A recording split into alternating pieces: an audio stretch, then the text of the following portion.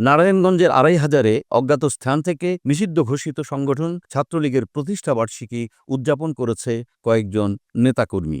সেখানে মুখ বেঁধে কেক কাটতে দেখা গেছে তাদের। শনিবার মধ্যরাত থেকে সামাজিক যোগাযোগ মাধ্যম ফেসবুকে তাদের এ কর্মসূচির ভিডিও ছড়িয়ে পড়ে। ভিডিওতে দেখা যায় অজ্ঞাত স্থানে এ কর্মসূচিতে ৭ জন তরুণ অংশ নেন। তাদের সবার মুখ মাস্ক দিয়ে ঢাকা ছিল।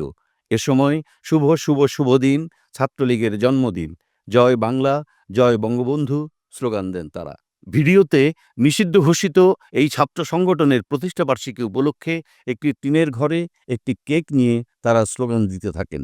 পেছনে জাতীয় সংসদের সাবেক হুইপ ও সাবেক সংসদ সদস্য নজরুল ইসলাম বাবুর একটি ছবি সেখানে ঝুলানো রয়েছে। এই ঘটনাগুলোর ভিডিও সামাজিক যোগাযোগ মাধ্যমে ছড়িয়ে পড়লে উপজেলা জুড়ে ব্যাপক আলোচনা সমালোচনার শুরু হয়। আইনশৃঙ্খলা রক্ষাকারী বাহিনীও তদন্ত শুরু করেছে। ২৫০০ থানার ওসি এনায়েত হোসেন গণমাধ্যমকে জানিয়েছেন, পুলিশ তাদের সন্ধান করছে।